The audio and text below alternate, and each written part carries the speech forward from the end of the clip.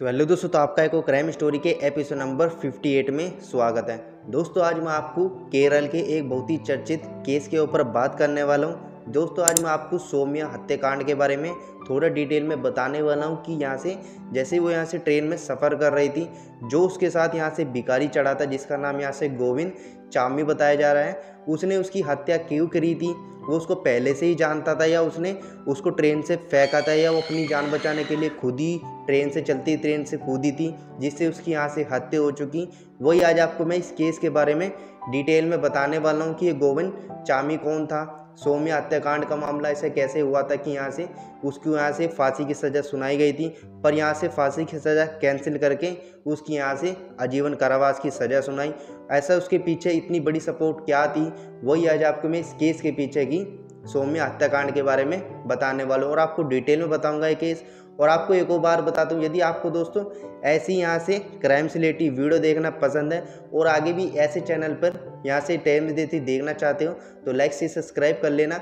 ऐसी यहाँ से क्राइम से रिलेटेड वीडियो आपको इस चैनल पे सबसे पहले देखने को मिल जाती है। तो दोस्तों करें स्टार्ट और जानते हैं सौम्या हत्याकांड केस के बारे में। इस केस की स्टार्टिंग होती है यहाँ से 1 फरवरी 2011 को। यहाँ से केरल में एक लड़की होती है जिसका नाम होता है सौम्या।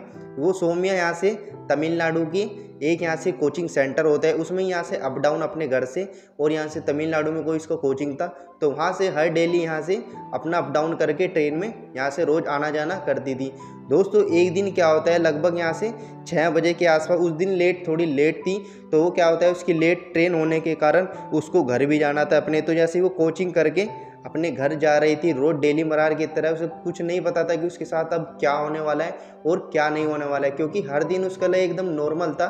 रोज अपने घर से जाती थी, ट्यूशन जाती थी, ट्रेन में बैठती थी, ये सब यहाँ से नॉर्मल डे होता है। पर एक दिन क्या होता है दोस्तों, लगभग 6 बजे के बाद उसकी ट्रेन जैसी आती है और आने के बाद यहाँ से क्या होता है कि बीच में ही यहाँ से कोई स्टेशन पड़ता है, त्रिशूला कोई केरल की तरफ पड़ता है, उसमें यहाँ से एक भिखारी बैठता है जिसका नाम होता है गोविंद। अब जो गोविंद था उसका नाम 2007 से बदल गया था क्योंकि उसने ईसाई धर्म यहाँ से ले लिया था, यानी कि गॉड वगैरह।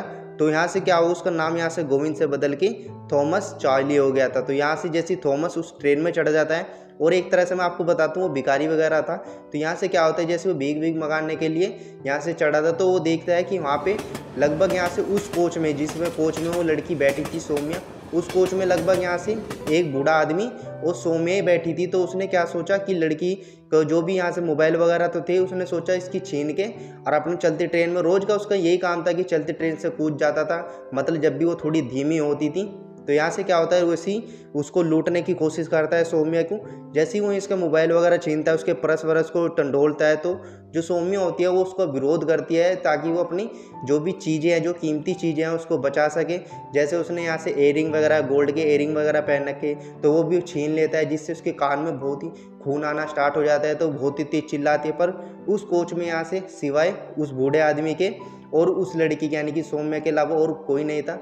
अब आप पूछोगे कि वो बूढ़ा आदमी क्यों नहीं आया, तो मैं आपको बता दूं वो बूढ़ा लगभग यहाँ से 70 से 75 की एज में था, जिससे कि जो उसके मतलब आपको पता ही होगा यार, इस एजान में यहाँ से कान के थोड़े काम करना थोड़ा बंद कर देता है, जिससे थोड़ा ऊंचा सुनाई देता है। तो ये सब जब वारदात हो रही थी तो उस बूढ़े आदमी को बिल्कुल भी यहाँ से कुछ भी सुनाई नहीं दे रहा था, जिससे कि ये सारी वारदात हो चुकी थी।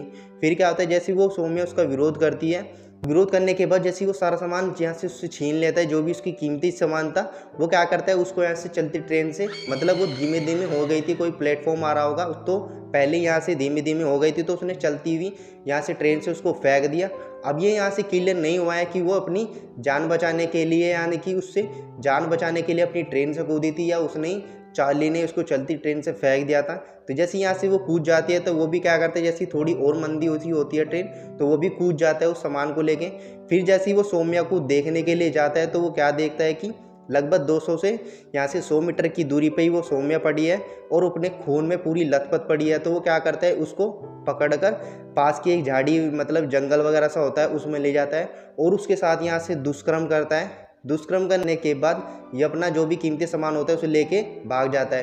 अब जैसे ही दोस्तों वो यहाँ से पड़ी रहती है, लगभग यहाँ से वो सुबह भी हो जाती है, 6 से 7 बजते हैं। जैसे लोग बाग यहाँ से आपको पता ही होगा, अब भी लोग बाग यहाँ से फ्रेश वगैरह होने के लिए जंगल वगैरह में जाते हैं पटरी वटरी पे। तो जैसे यहाँ से लोग बाग आ जा रहे थे तो उन्होंने क्या देखा, वहाँ पे सौम्या खून में लथपथ पड़ी है। तो तुरंत यहाँ से पुलिस को इन्फॉर्म करते हैं। जो पुलिस होती है तुरंत जो भी पास के जो भी हॉस्पिटल वगैरह होते हैं उसमें उसको भर्ती करा जाता है। तो पास के जो हॉस्पिटल होता है, लगभग यहाँ से 1 घंटे के बाद सौम्या यहाँ से अपना दम तोड़ देती है।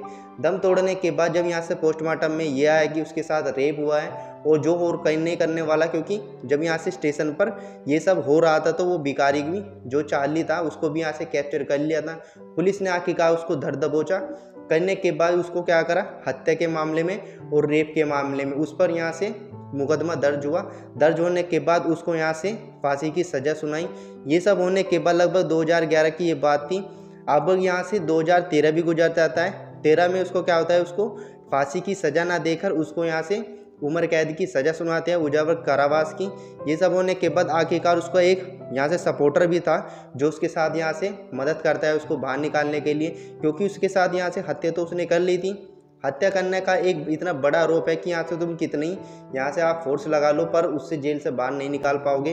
फिर क्या होता है, जो उसका सपोर्टर था जो यहाँ से एक अच्छी यहाँ से एनजीओ वगैरह था उसको करता था, मतलब अच्छा खासा उसके पास बहुत सपोर्ट था, तो जिससे कि वो उसको चार्ली को यहाँ से सपोर्ट करता है। अब वो तो इसकी सपोर्ट करता है कि यहाँ से उसको फांसी ना करवा कर सिर्फ यहाँ से आजीवन कारावास की सज़ा सुनवाते हैं, जो यहाँ से 2015 से 2016 तक यहाँ से ये अच्छा खासा केस चला। अब वो 2 केस में से सिर्फ एक ही यहाँ से उसके पास केस लगा है, क्योंकि अब ये यहाँ से क्लियर नहीं हुआ है कि वो जो ट्रेन है वो ट्रेन से अपना आप ही कूदी थी या उसको फेंका था, ये क्लियर नहीं हुआ था। पर ये तो कंफर्म था कि उसके साथ यहाँ से रेप हुआ है। सिर्फ यहाँ से रेप के मामले में उसके ऊपर आजीवन कारावास का केस अब भी चल रहा है और फिलहाल अपनी जेल में है और सज़ा काट रहा है। दोस्तों ये केस कैसा लगा आपको कमेंट करके बताना।